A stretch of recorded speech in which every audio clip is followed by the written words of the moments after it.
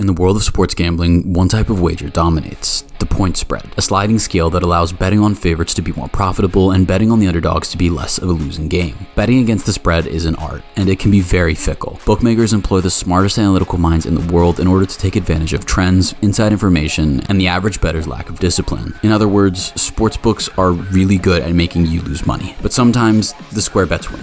Sometimes the team that is the most fun to watch really can make you money. And sometimes a team comes out of nowhere to dominate against the spread for an entire season. This is the story of how one team dominated against the spread in the 2023-24 NFL season.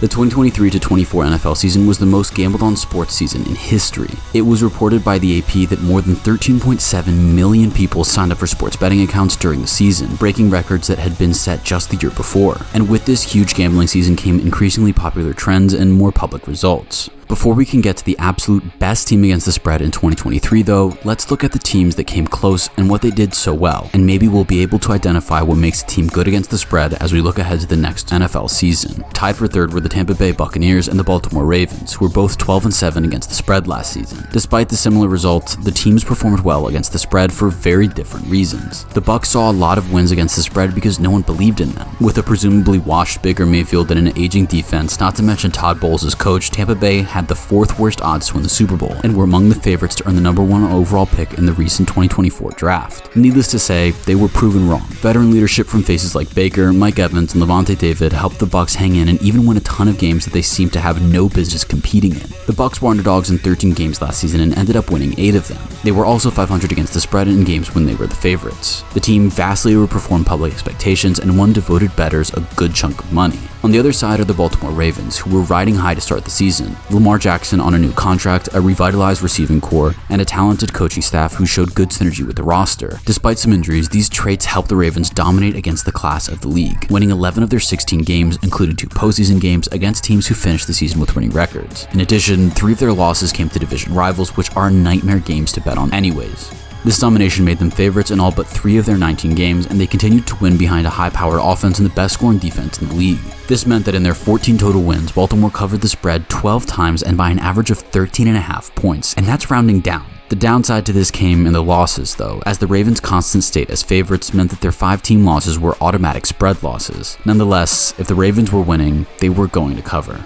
Finally, in second place comes the modern dynasty and defending Super Bowl champion, again, Kansas City Chiefs. Now, you're probably saying, the Chiefs were terrible during the regular season. How could they have been good against the spread? To that I say, you've answered your own question. The Chiefs started the year with the average Chiefs expectations, but after a season opening shocker dropping to the Detroit Lions, the betting outlook on the KC season shifted. In games where they should have been huge favorites, the lines were much more reasonable, leaving room for those who still believed in the Chiefs lots of room to profit. For example, down the stretch, including the playoffs, KC was the underdog in 4 of 6 games. In the games when they were favored, against the Chargers and the Dolphins, they were only 1-score favorites. As we know at this point, the Chiefs won their last 6 games in a row, including the Super Bowl, and covered the spread in every single one, finishing the year 13-7-1 against the spread. The biggest contributor to this success, beyond the obvious answers of Mahomes and Kelsey, was the young talent of the Chiefs. Isaiah Pacheco, Trent McDuffie, George Karlaftis, and Rashee Rice all made big plays and held starting spots through the season, complementing the more expensive veterans with their rookie deals. This roster depth gave the Chiefs the ability to win any kind of contest, meaning they were in a position to cover in any game they played.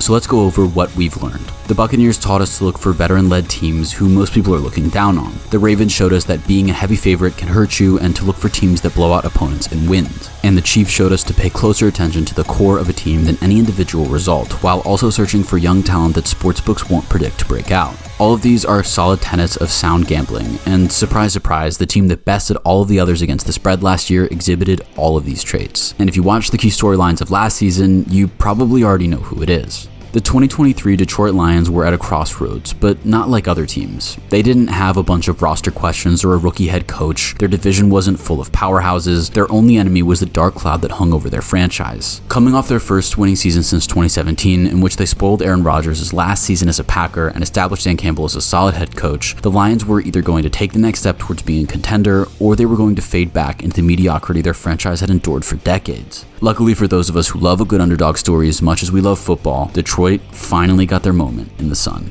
The Lions started the season as underdogs against the Chiefs. They should have been underdogs. On paper, they had no business winning that game. The 4-point line settled out of respect to the Detroit offense, but no one counted on the game being a defensive grapple. The Lions were down 7-14 at halftime, but came out swinging in the second half, with rookie DB Brian Branch picking off Mahomes for a touchdown, tying the game and giving Detroit some pep in its step. The Chiefs took the lead again, but sports gamblers in tune with one very important factor prevailed: injury awareness. As Casey started to miss Chris Jones, who was sitting out due to contract disputes, dearly. The Lions' run game helped drive 75 yards for the go-ahead score. Their defense took over the rest of the way, and the Lions stole the first game of the season from the defending champs 21-20, covering the 4-point spread by 5. We won't go over every game in depth like this, but it's important to reaffirm the tenets we established earlier. The Lions won this game anchored by veteran QB Jared Goff and veteran running back David Montgomery. They took advantage of being underdogs in a favorable matchup, and they had contributions from young players, including rookies Brian Branch and Sam Laporta. This game was the spark that kicked off an electric Lions season, in which they would cover the spread 13 more times.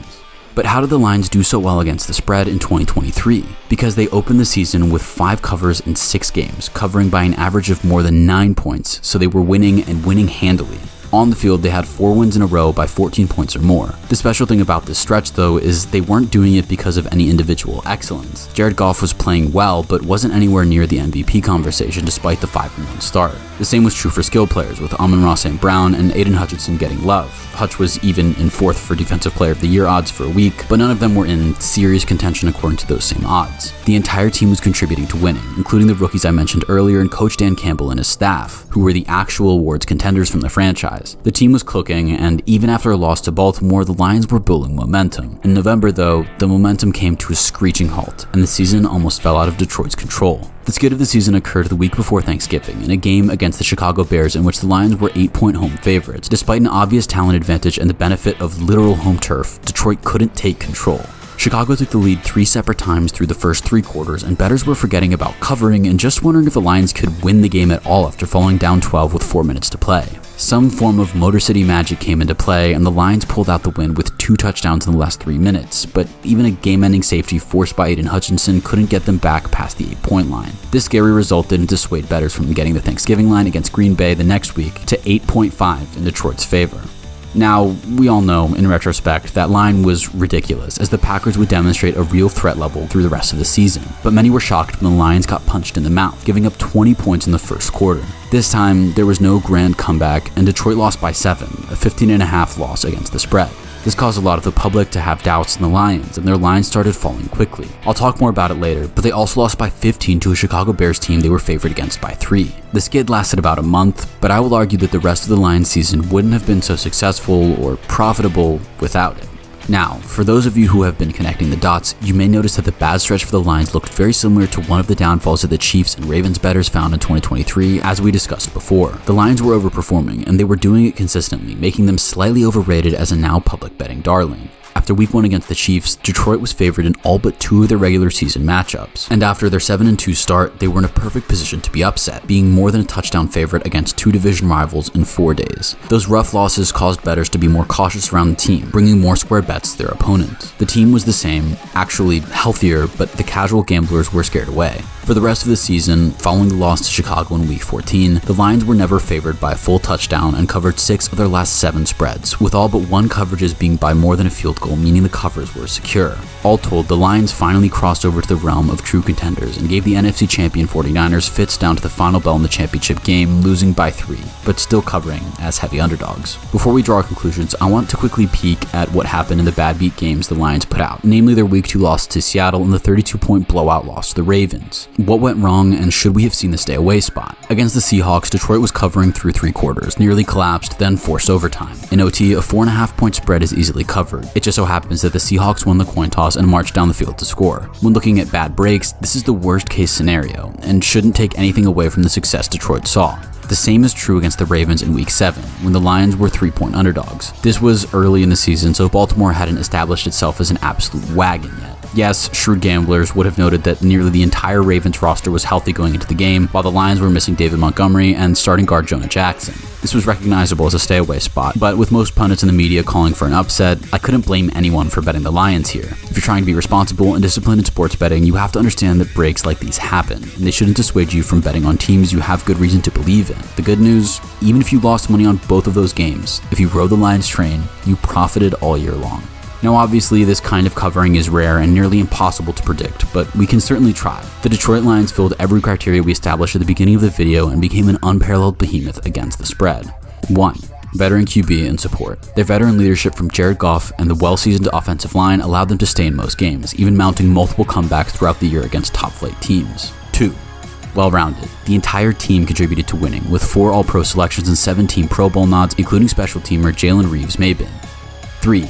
Maintaining underdog status. Their reputation preseason and skid midseason dampened their public appeal, giving them very manageable lines, within a touchdown for all but 4 of their games, and they covered 2 of those 4.